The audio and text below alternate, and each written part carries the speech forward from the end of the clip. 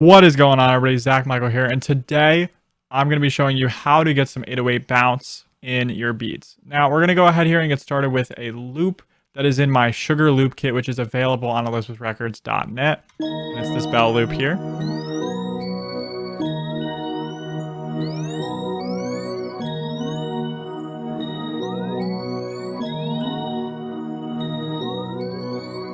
And there's this halftime section here. If you guys do enjoy this tutorial, make sure to leave a like and subscribe, and let me know what else you want to learn down in the comments.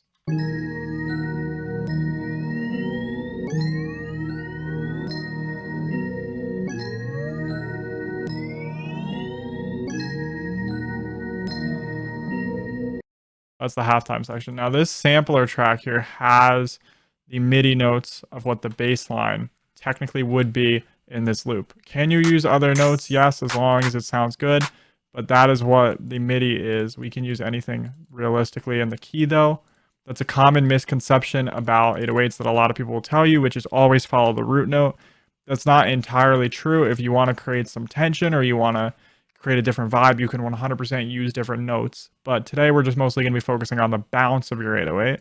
And we're just laying out some basic drums, just getting out a clap and a hi-hat. And I have tons of 808s that are super hard hitting and you barely have to do anything on my website. But today we're going to be using the Gada 808, which is just a fire 808. First step you got to do, turn off loop points, cut itself. And so we're going to start with the basic bounce. This is the most simple bounce you can go for. So what you want to do is on the first bar, you put it on the first note. On the second bar, you put it there. On the third bar, you put it there. And the fourth bar, you put it there. This is the most simple 808 bounce. And we're going to be able to get more complicated than this, but this is the most simple bounce.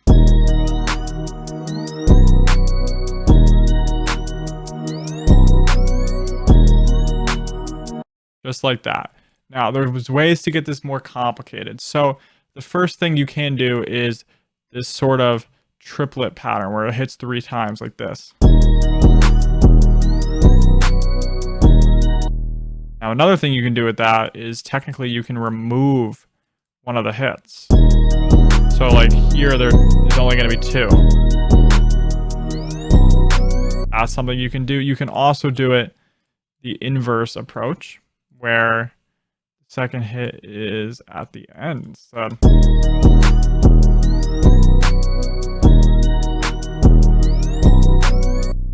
can also do a double hit like that.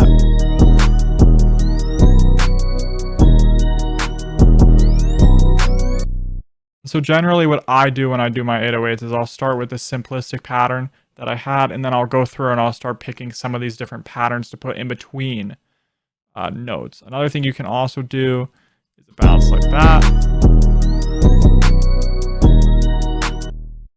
And then in addition, you could also technically put it here.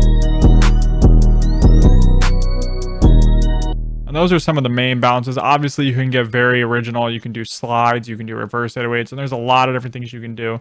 But to keep it simple and to make it have bounce, you don't need to do too much. That's a common misconception, is a lot of people do so much with their 808 and they make it hit too often that they actually lose the bounce. Having the 808 hit over and over again doesn't actually create bounce. It has to be hitting at the right points, like relative to the rest of your drums and relative to the melody and all that stuff. And then also, most listeners of music do not want to hear bass being boosted for multiple minutes on end in the majority of music, so you don't need to have constant 808 hits. Also turn the velocity up on these notes if you're trying to get it to hit louder, or use the boost knob. But this is the stock, essentially, like pattern. And now we're going to go ahead and we're going to pitch that one up. And we're going to go ahead and do some cuts in this and see what sounds good. So we're going to start with this.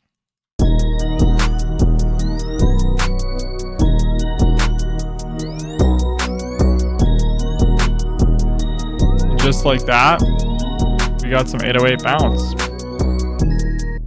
Now we're just going to go ahead and finish up the beat. We're going to add a kick.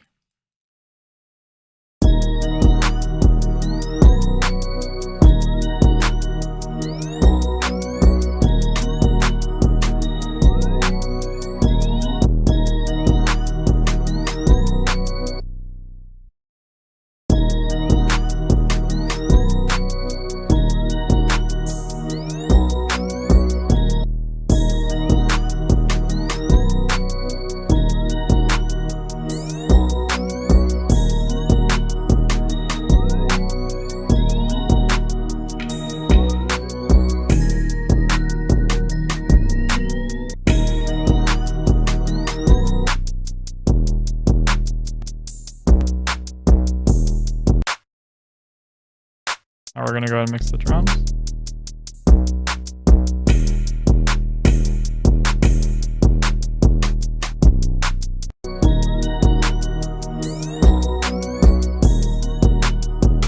Another thing to do on your melodies here to make your 808s hit harder and get better bounce is you have to be able to hear them really good. So this part of the melody doesn't really have much low end because when I made this loop, I already cut the low end for people in my loops just so that way you can easily add an 808 quickly to your loops when you're, pumping through my stuff.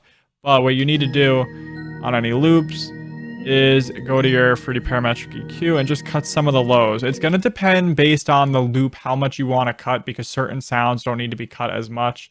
So my suggestion is just listen with the 808. See, this is a bit more muddy. And the more over we go, the 808 gets cleaner and cleaner. Obviously, you don't want to cut out too much of your melody. Usually I go somewhere between the 50 and like the first 200 depending on the melody. And that just makes it a lot easier to get better clarity in your 808, especially when you're listening on not as good quality headphones, which is important because the majority of people who listen to your beats and listen to the songs that you make with them are not going to be listening on the craziest audio equipment. So you need to be able to make sure that they can hear the 808. Now we're just going to go ahead and arrange out the beat. We're going to start with an intro, pull my tag there. And we're going to just cut right in.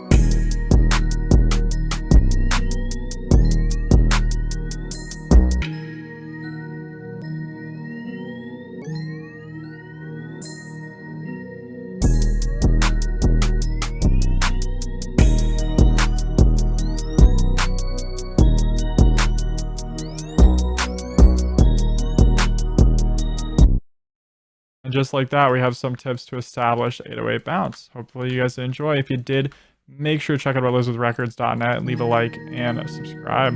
All my social media are linked down below. Thanks for the support.